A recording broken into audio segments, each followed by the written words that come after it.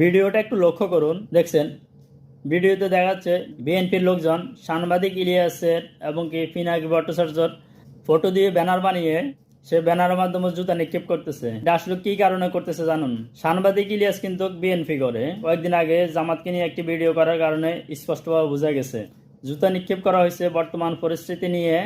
সাংবাদিক ইলিয়াস যে কথা বলতেছে বিএনপির গায়ে লাগতেছে কথাগুলো।